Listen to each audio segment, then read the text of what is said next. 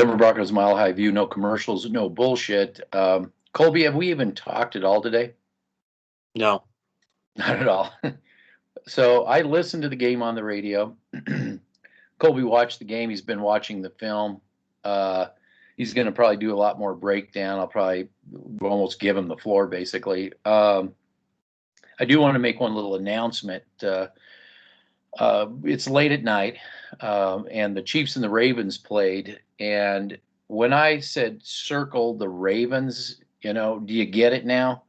Do people understand it? The team, it's more than Lamar Jackson. For all you quarterback obsessed fans out there, it's a team with depth. They are a very injury riddled team, and they still can hang with the big dogs. And that's what me and Colby, this is the GM centricness that we believe that the Broncos should have. That and the Broncos are pretty thin in the talented area. Starters go out, and then we pack it in, but it doesn't have to be that way if we have a different mindset. If we can get a different mindset in there. But with that said, the Broncos defeat the Jacksonville. This is this. I'm going to just say this, and I'll give it all to you. When Courtland Sutton started going off on the Jags, that's kind of what I expected. And Lawrence being the over/under that he is, that's exactly what I was talking about that anyway. I didn't think that they could keep up with that kind of performance, that they couldn't match that. So I knew that this game was, pretty much in the bag when Courtland Sutton was kind of put that final thing going that he had going on them. But there are a number of red flags that even just listening to it, I don't believe Bridgewater was consistent, played great when he had to be. And I'll be honest with you, like I said, I could find, and I just hate this, that we're in this kind of mode, but there's times I'd really like to see what Locke could do. Just out of, and some of the plays, it's like, I'm glad to see Teddy's in there. I hate that we've been put in this situation. But with that said, anyway, Colby, take it away. I'm going to sit back and I'm going to listen to your analysis and drink my beer. Okay. I want to go back to the start of this video with the Kansas City Chiefs and the Baltimore Ravens. I want to start off because this is going to lead into something that I've had a big problem with over the past 5-6 years. Those offensive lines, you clearly saw a difference than our offensive line. That Ravens offensive line they're going to hit you in the chin strap. They're no joke, and the Kansas City Chiefs offensive line had their struggles tonight, but they're a much improved unit than we saw in the Super Bowl. I truly believe that. Oh, can I have a timeout just a second? Talk about the Kansas City Chiefs offensive line. They're still getting it together because a lot of them, they have a lot of player personnel. And can you just go over the people they got? So they got Orlando Brown, who was a right tackle, switched over to left tackle. They got Joe Thuney, a top 3 guard, in my opinion, in the National Football League. They got Creed Humphrey in the second round, who was learning us under Austin Beeline, who started in this game. They got Trey Smith, right guard out of Tennessee. They got him in the 6th round, who was learning under Kyle Long. And then the right tackle, Lucas Nang, that's probably the weak link on that offensive line, in my opinion. He came over from the Dolphins, was a 2nd-round pick from TCU. Sat out last year because of COVID reasons. So those are the players on that offensive line for Kansas City. So would you say with who they went out and got that they covet that unit, that offensive line unit? I think the one thing that they coveted was the interior of the offensive line, because that's where they put all their resources in this past offseason. So that would be the push up the middle then, the guard against. Yeah. Okay. Yeah. All right. You're right. So I'm going to talk about the bad in this game because that's what we are. Apparently, we're a bad channel. Um, you know, when we did the film breakdowns on the free agents that we wanted to do, that me and you would have went after and got this offseason, especially on the defensive line, where was Dre'Mont Jones and Shelby Harris once again? Yeah. Can you answer that question for me, please? Yeah. See, I wanted to say something too. Not only where were they were non-existent, of course, as usual. Dre'Mont Jones. As usual, non-existent. But here's the thing. I want to go back. I want to talk just really briefly, quick about Justin Simmons. Just briefly. It seems like the guy they didn't pay, they almost got rid of, is actually doing better than the guy they gave the raise to. But go ahead. We'll get into it. So going back to the defensive line, you went against a offensive line with the Jacksonville Jaguars that they did no improvement over this past offseason. They have the same 5 guys that they had last year. Brandon Linder, for them, I think is a top 5 center in this league, but he's the only player on that offensive line that is the Batman to all these players, and he can't do it all by himself.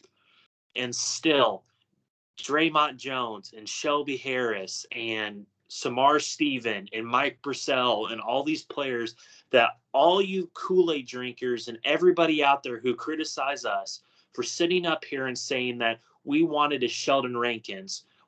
I would still go after a Jordan Phillips. I know he has his injury concerns, but still, at that time, I would have went after Jordan Phillips. Yeah. Or Roy Robertson Harris. Guys like that who can actually get a push up the middle, because we all know Von Miller, again, was on an island. We'll get into that in a little bit later. But again, Shelby Harrison, Dre'Mont Jones, and everybody, Dre'Mont Jones, third-year breakout player for all you people, again, was non-existent and could not get that interior push up the middle that when we go against the Baltimore Ravens, who are going to hit us in the chin strap, and the Pittsburgh Steelers, yeah, they lost to the Raiders. Raiders, I think, are Raiders are the Raiders. I mean, we can talk about them in a future video. But again, those type of teams, you are going to be exposed full-heartedly in that interior of the defensive line. And I'm going to continue to bring this up on this channel. Our interior defensive line is not on the same universe as, I think it's a bottom 5 unit, in my personal opinion. You know, it's funny you said about the Raiders, the Kool-Aid drinkers and the paid-for propagandists like John Clayton, they said that the Raiders are they're going to be the worst team in the AFC West. The Raiders, they're going to be the worst team. And they beat 2 very good defenses. With that offense.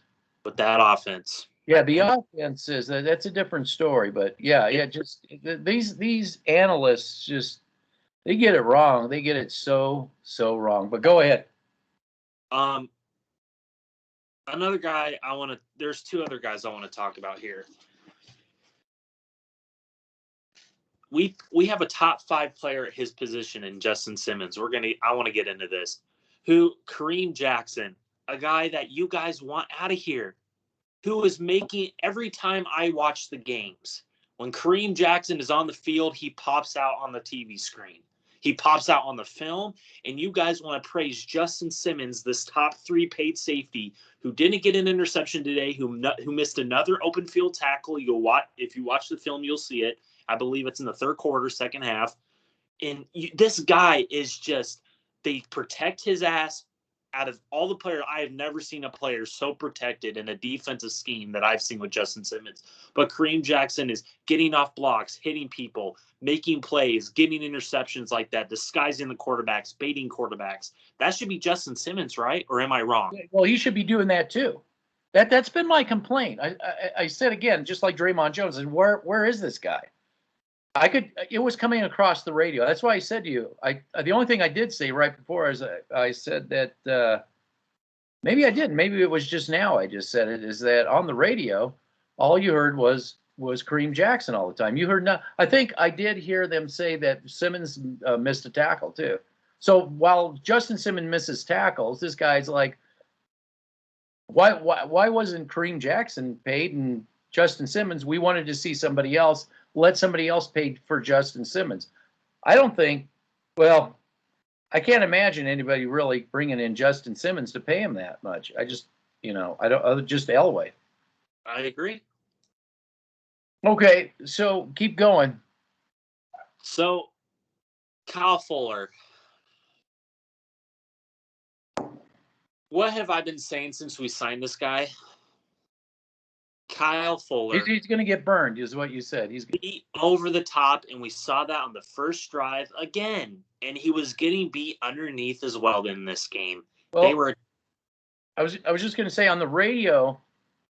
Apparently, Lawrence left a lot of passes on that could have been easily completed because he was over and undering. Yes, and that's what I'm saying. We're going against the Giants and the Jaguars. You think that we're going to get away with this when we go against Baltimore, the Raiders, the Steelers, and all these teams? You really think we're going to get away with that?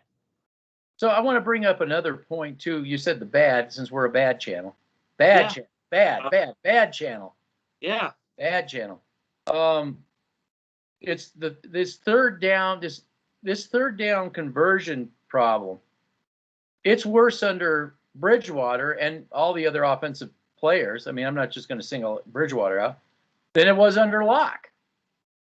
And my question is, if you're going to go play Kansas City, the Raiders now, obviously, everybody in your division, the Ravens, you Steelers, how are you going to win these games when you can't convert third downs?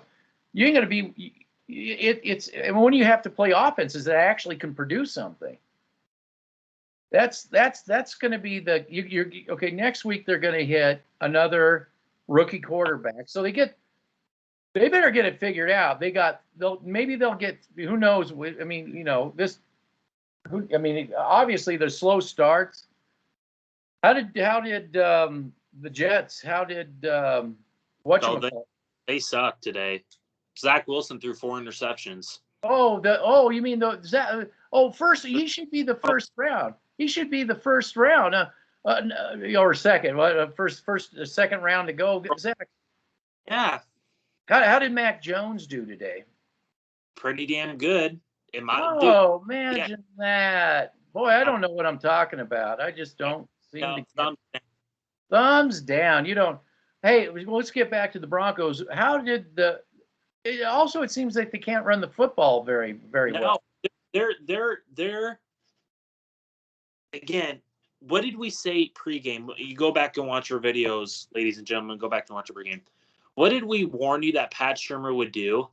Get pass happy, and that's what we saw in this game. He got 2 pass happy with Bridgewater. Got 2 pass happy with Bridgewater, and I think that was a big reason why Bridgewater struggled, because Bridgewater plays off of that running game. We saw it last week and we couldn't get the running game going this week. And I kept on in the second half of this game. I have it in my notes. Everybody thinks I don't take this seriously. I do.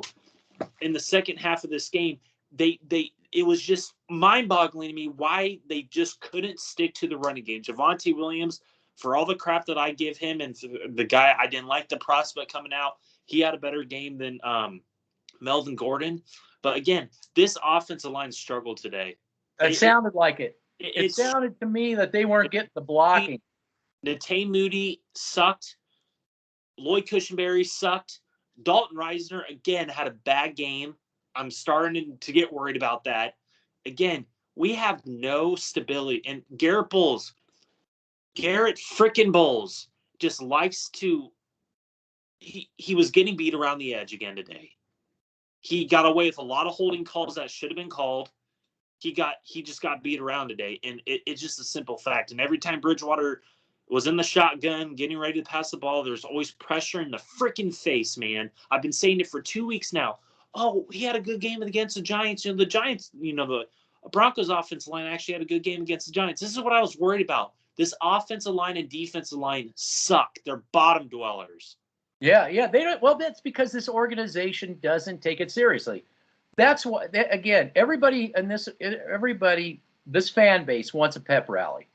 They want a pep rally. They don't really want to know how to build a franchise.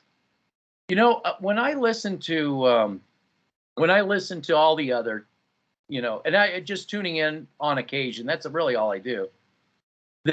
When they talk about getting an owner, They don't talk about building a franchise. They talk about office parks. They talk about moving the stadium somewhere and having this grand stadium somewhere. But none of them ever talk about a franchise. This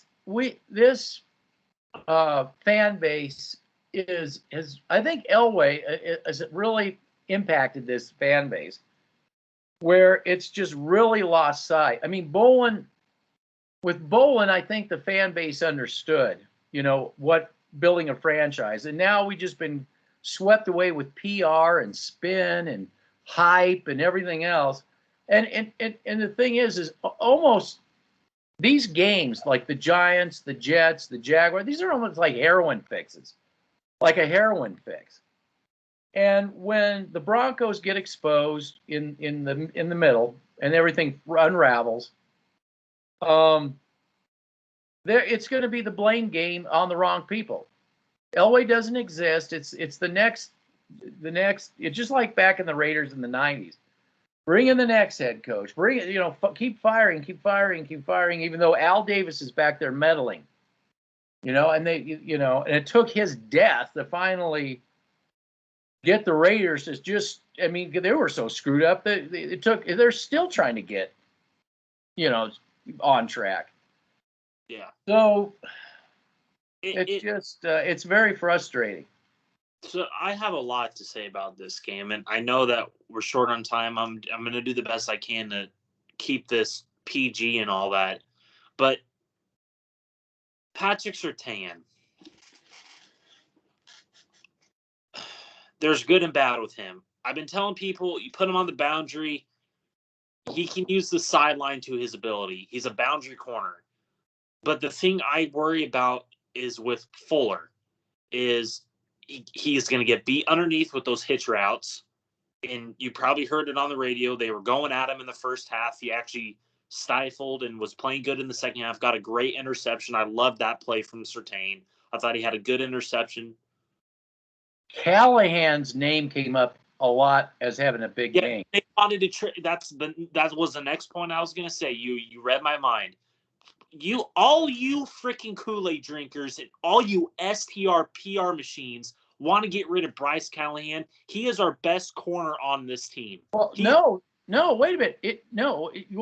Well, where did that come from? Where did that narrative come from? LA.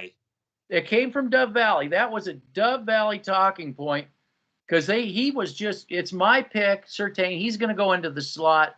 And Vic Fangio fought that tooth and nail because he knows that there's no way Surtain's going to hold up the slot. No way. I agree. You guys, everybody wants to get rid of Bryce Callahan. Everybody that. Everybody wants Surtain, this top 9 draft pick. There was a guy that I wanted in the first round, a guy named Rashawn Slater, who I was watching the Chargers and Cowgirls game, who was playing his ass off, and another guy that I wouldn't have mind gotten is Micah Parsons because Bradley Chubb's injured all the time. You could have got Micah Parsons. You could have got Jamie Collins. You could have got Collins. You could have got Jamie Davis, Micah Parsons, Rashawn Slater, guys that can make an impact on this team and can be stable for 10 to 15 years. Yet you went after a corner because he played at Alabama, because he is you want to put him in the nickel. It's the stupidity of this franchise is just, it's going to get exposed. Monumental. It's monumental. It's monumental. It really is. You think you guys are going to get away with 10 penalties too? We had 10 penalties for 100 yards. 10. You think you're going to get away with that when you face the Ravens?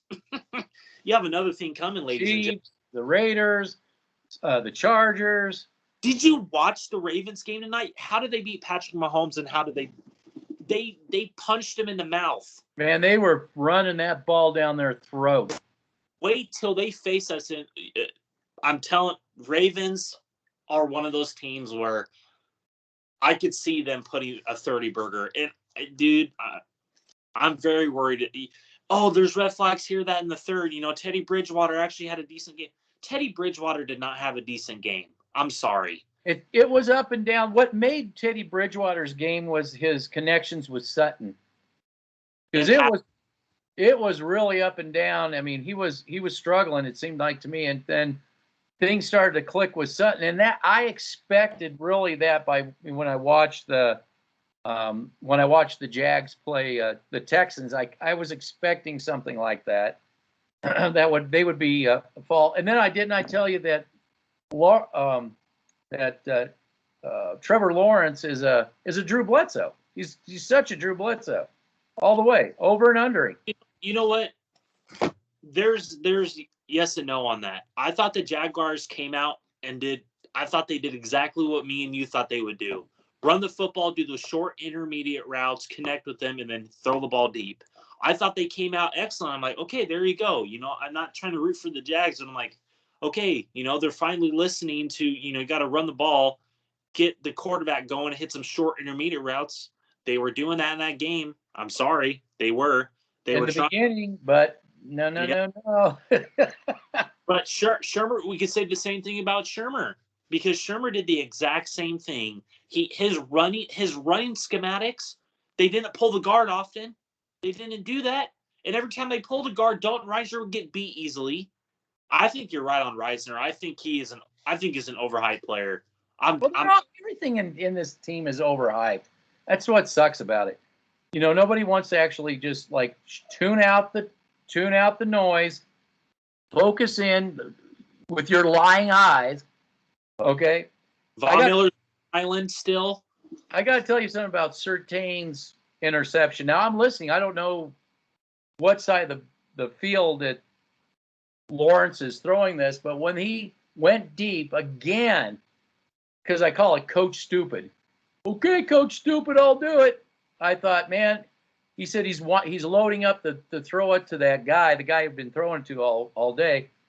And I just thought, and I said, man, this is going to get picked. He's going to the well way too often. But that's the coach. I mean, that's the coach. I said, man, he's going to the well. This is going to get picked. And that's the pick that's Surtain. I said, there it is. I said, when you go to they were going to the well too much on some of that stuff. There was enough diversity in their play calling. But that's just it. We're playing the worst teams in the NFL. Okay, yes. The Broncos are playing the worst teams in the NFL. Yeah. This isn't going to be the story once they get through this. You're lucky, get your 3 wins if you beat the Jets and oh God, Zach Wilson, he's such a high draft, second overall pick like Lawrence. Oh yeah. Then the Jets and the Jets, of course they would pick him. But like you said, Mac Jones, he's behind a great offensive line and has great stability up there in New England and is shining up there. That's what it's about.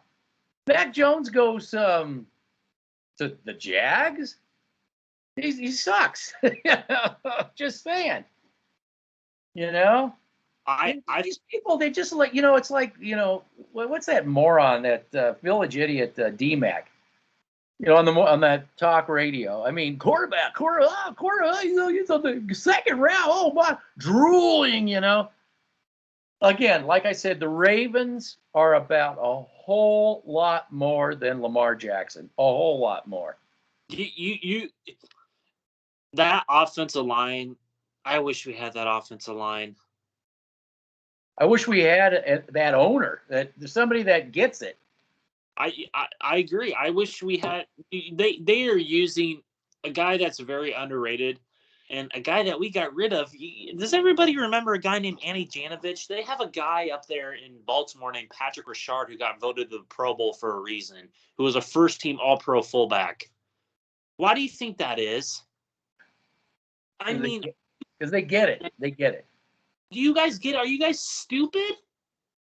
If you watch this game, watch the interior of the offensive line for both teams, not even the Ravens, but the Chiefs. The investment that they put into those offensive lines and defensive lines, I would say more for the Ravens and the Chiefs.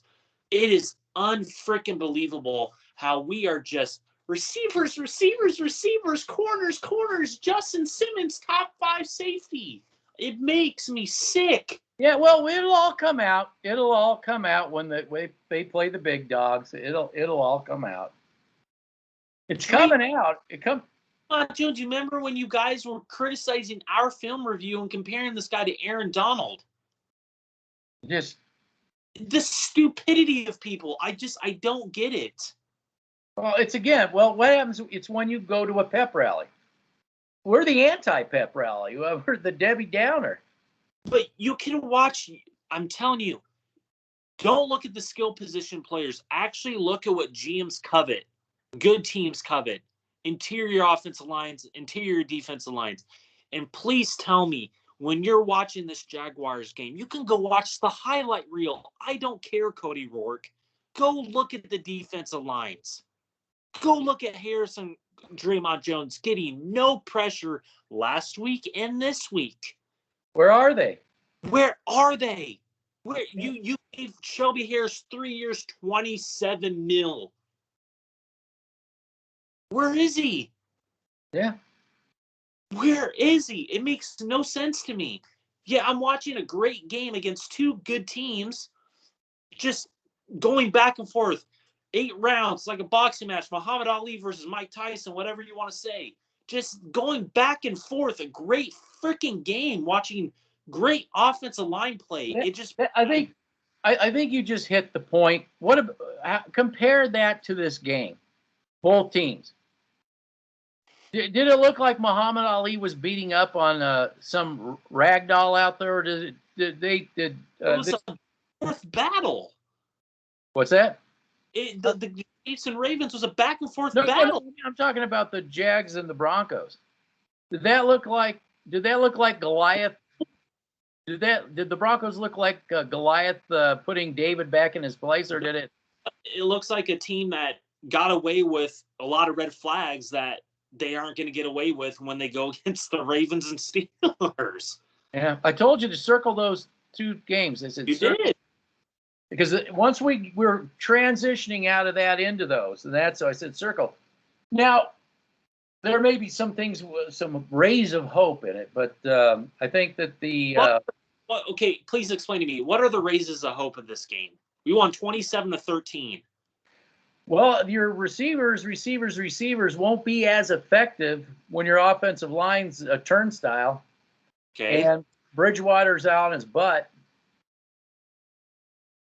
But I think the idea is just eke out those 9 wins and say, well, Teddy, you did good against the bad teams. You can't beat the good teams. You can't do it with all the problems the Broncos have. So we got to get Aaron Rodgers here. See, I got to go Aaron Rodgers again.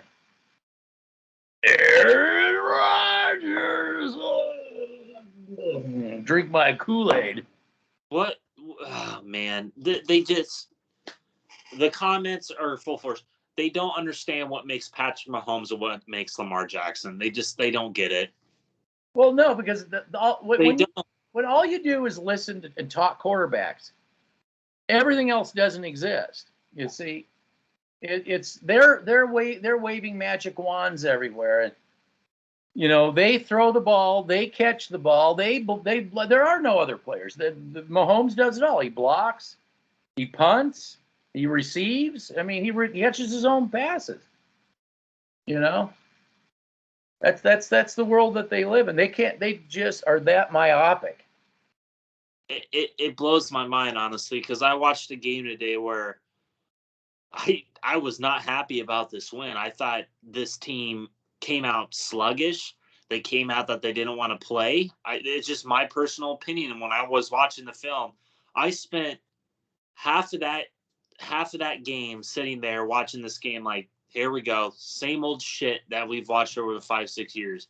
Guys that 10 penalties, guys that are overhyped and overpaid that aren't making a difference. But the guys that are making a difference are trying to run out of town. Guys like that, Kareem Jackson and Bryce Callahan, you Kool-Aid drinkers, you PR staffs, you STR, all want to get rid of for guys that are top of their positions like a Garrett Bowles and a Justin Simmons, who are average at best players, in my personal opinion.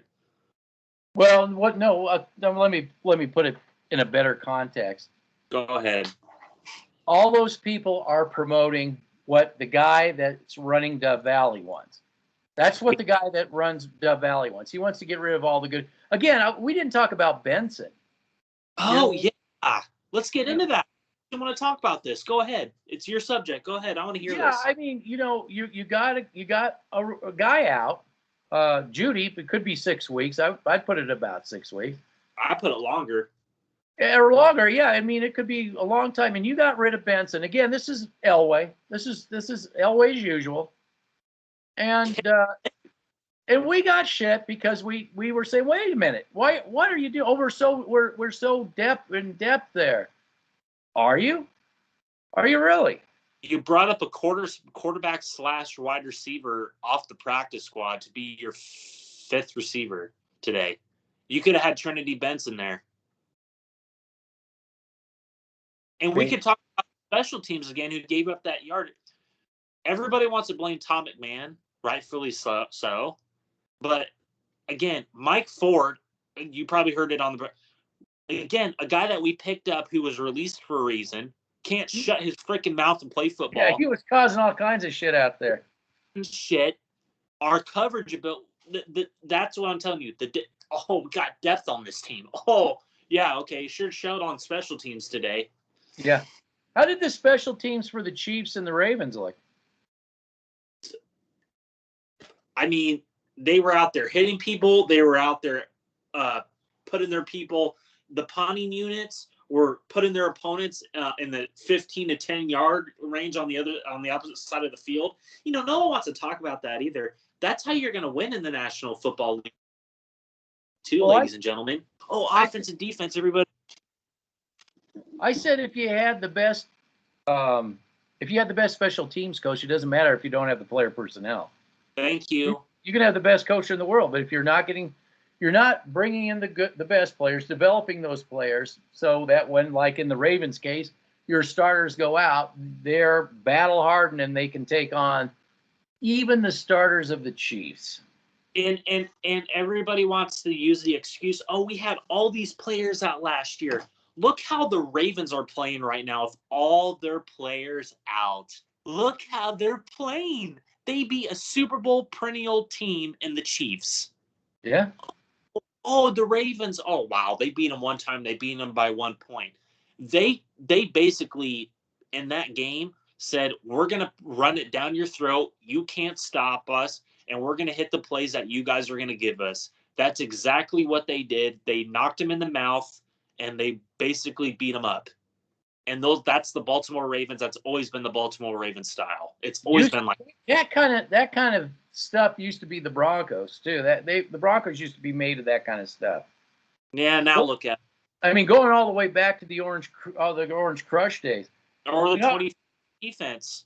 I know this is off subject and everything, but I'll forget if I don't say it, is that I was watching Lawrence and thinking, first round, over and undering. He wasn't even getting really pressure. He was still over and undering. And I thought, man, everybody's, like Lamar Jackson and, everybody's just Ben Roethlisberger, 5 guys hanging off. I'm throwing an 80-yard pass.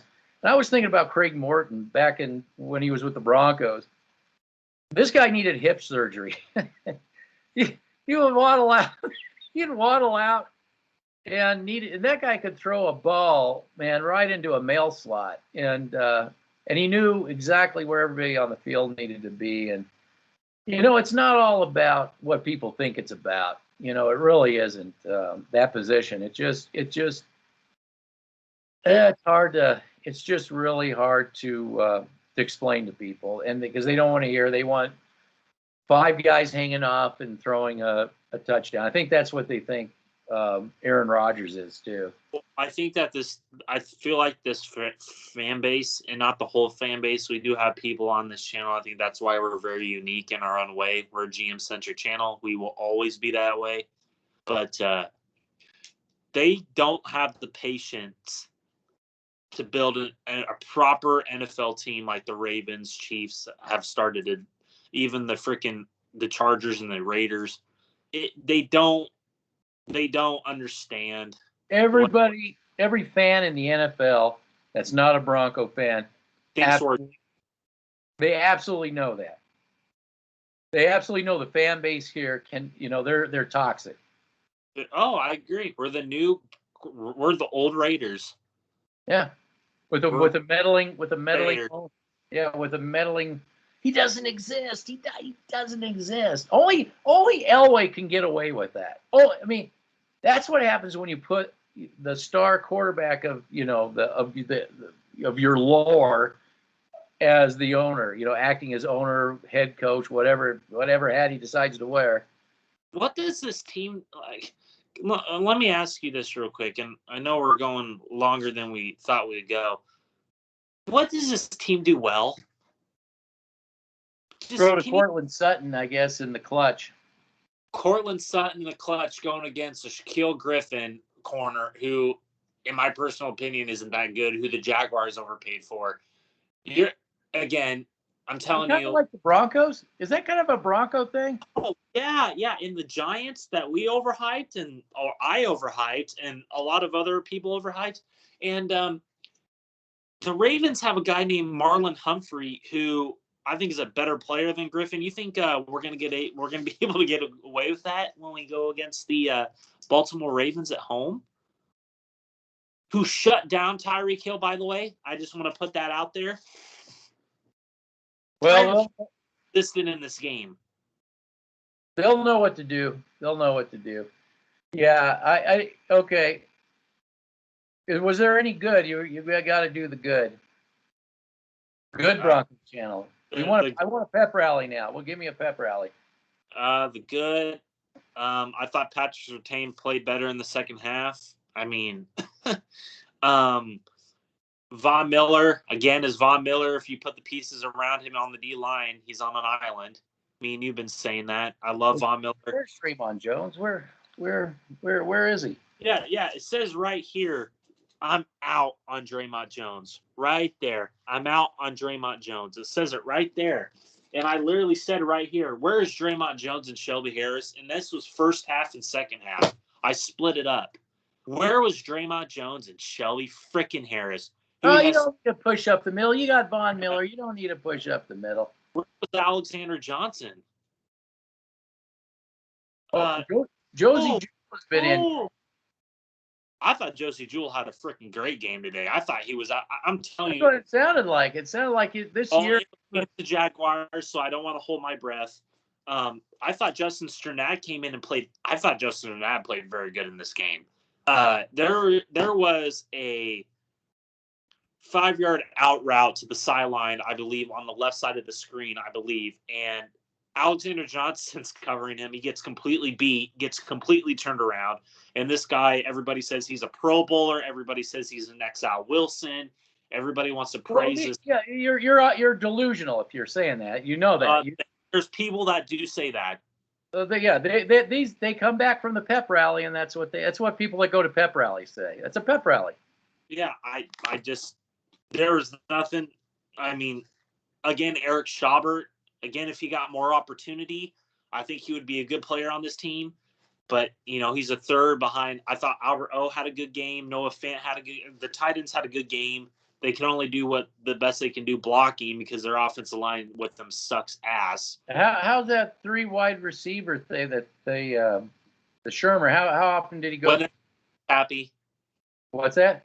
When they went pass happy. Is that when Shermer started going pass happy in the? I have it right here. Shermer went pass happy in the third quarter and in the second quarter. I have it right here. Pat Shermer got pass happy in the second quarter, and Pat Shermer got pass happy in the third quarter. Is that when he was hitting Sutton? Yes. Well, I guess that it paid off because against the Jaguars. Yeah, I know, but it sounded like it paid off because up until that point, it didn't seem like Bridgewater was really doing all that good. No, not really. I thought Javonte Williams, you're starting to see the development with him. I'm starting to see where your film study came out. I love that film study because you pointed out the one crucial thing that you need to do as a developmental running back is you need to start going inside. And I thought he did a very good job of that. Even when lanes weren't open, he would still try to go inside and trying to get those extra 3, 4, 5 yards. And that's what I wanted to see out of Javonte. I think that this is a guy that I know it's against really bad defensive lines, but I want to see this trend go forward. But I will eat crow on this pick if he continues to put games together, progress. I want to see him progress. It's only 2 weeks. It seemed to me that when he didn't do good, it was when there was the blocking seemed to just what I was listening to. It seemed like the blocking had broken down. Yeah, you'll see that in the film. You'll see it. Yeah, that's what it sounded like. That it was more the blocking breaking down. Oh, I can't wait for you to watch this film. I honestly believe that I like the optimism that you came out on here with. I love it.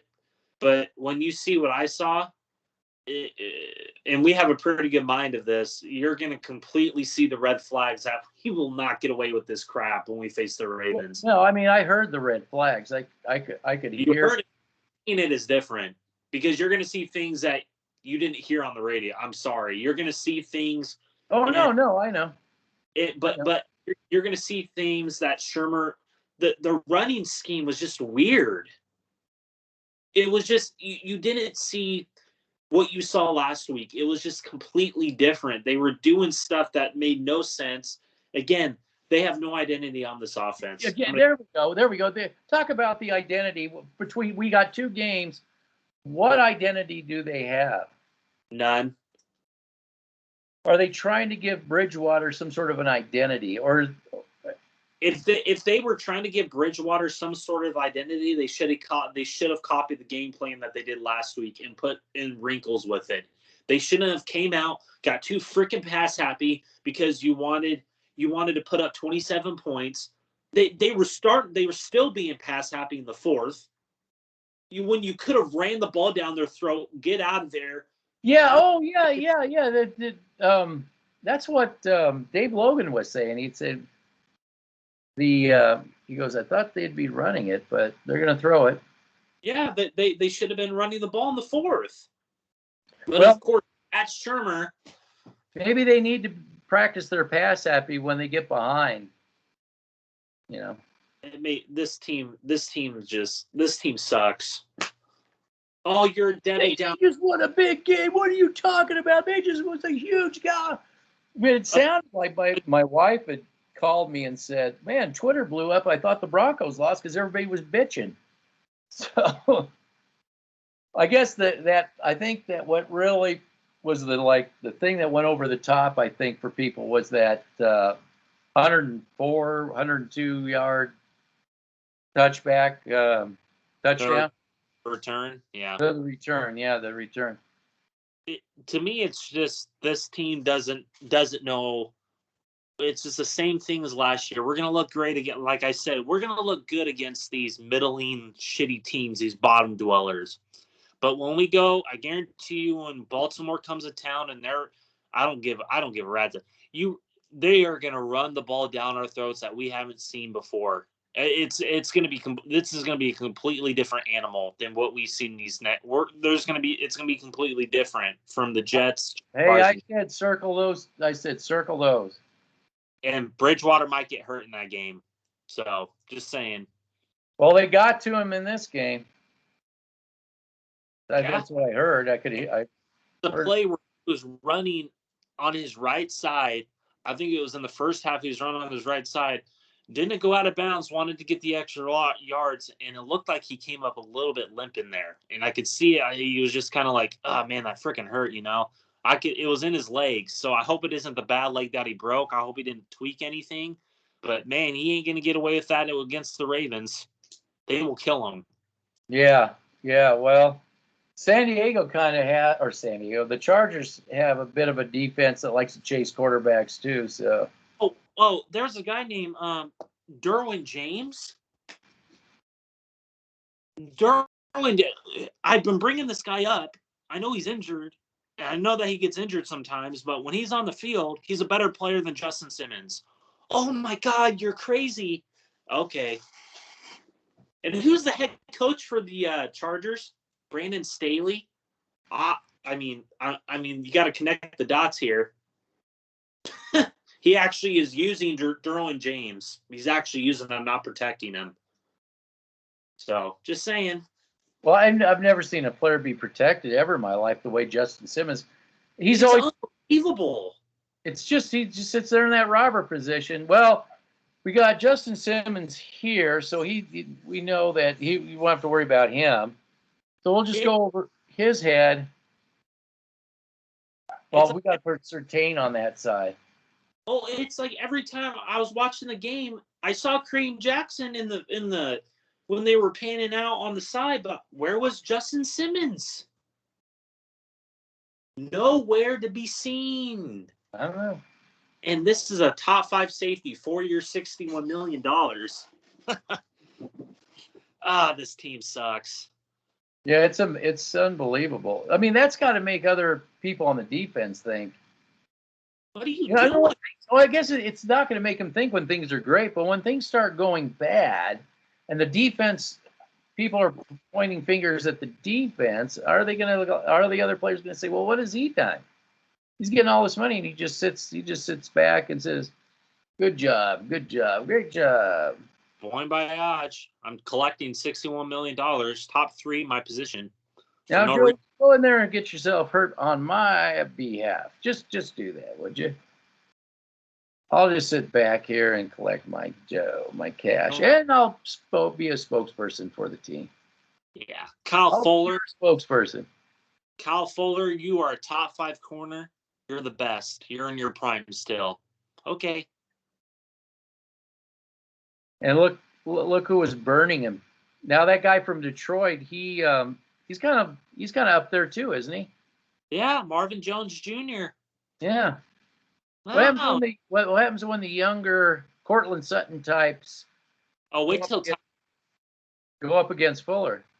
Oh, wait till Tyreek Hill. When he's on a go route and Patrick Mahomes has the time to survey that field. Oh my God. How about Patrick Surtain and Tyreek Hill? I think I would say Mecole Hardman and Patrick Surtain. He had a good game tonight, I thought. Travis Kelce in that linebacking core. Oh my God. Or it could be Travis Kelce versus Justin Simmons. That's what I would do. If I was the Chiefs, I'd say, okay. That's what I would do. They've done it for the past 3 years. Yeah. It's crazy. This is crazy. You'd think they never won the game, but we're just projecting. Well, like you were listening to the game. Did you feel like this was a win like last week? It felt weird. This game went exactly the way I thought it was going to go. Exactly the way I thought it was going to go.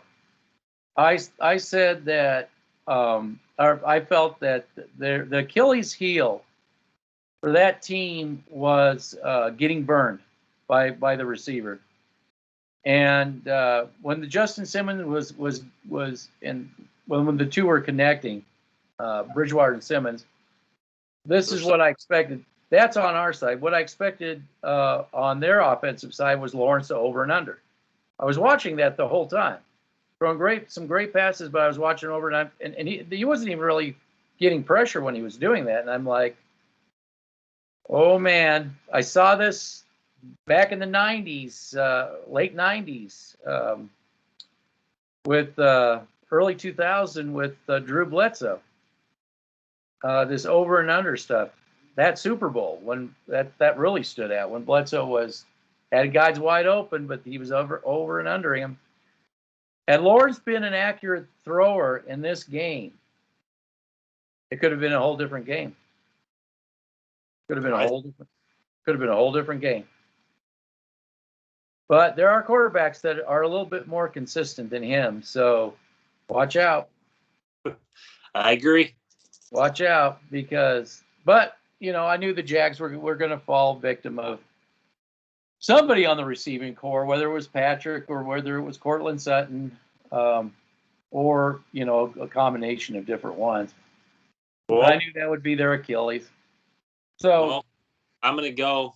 Well, I'm gonna try and get to the Jets film here. Probably tomorrow. So I'll make footnote. I'll watch watch first the speed film. They got the speed film. I'll watch that. I'll take notes, and then I'll decide what I'm going to talk about because this stuff it's a 20-minute. I don't know if I want to go that long. yeah, Maybe I want to go 15 minutes or something at tops. that's what I would do. Yeah, but it's a lot. It's a lot of film. I can't. Even when I'm at work, it's hard for me to do it at my work. But when I get the time, that's all I go to is get to that film. Watching it, that's the easy part. The hard part is I got to record it and then I got to transfer it. I got to do the voice. But I go depth and depth. I look at the footwork. I look at the hand placements. I look at the route combinations. I look at the offensive schematics that they're running, the running schematics, everything. Yeah, I look at the. I just look at the overall. Breakdowns. Yeah. Or the stuff that really pops. Look at this. This technique or something like that. Yeah. But yeah, I know you like to kind of watch patterns too. I do. Because that tells a lot too. That's a different type of Moneyball. That's a different type of analytics. It's film analytics. Think about that. Film analytics versus stats analytics. Yeah. Why don't you think about, key points between stat analytics and film analytics? We'll do a video sometime on that. Okay. Maybe during the bye week or something. Let's do it. Yeah, I need you to think about it. Think hard about stat analytics versus film analytics. Okay. Because you never heard anybody say film analytics, do you? Nope. Did I just invent something? Yeah, you did. And then the Denver Broncos, Dev Valley will copy it. Because they can't think. They pay these guys and they can't think of anything on their own. Yeah. God. All right, I'll let you go. All right, take care. Bye-bye. Bye.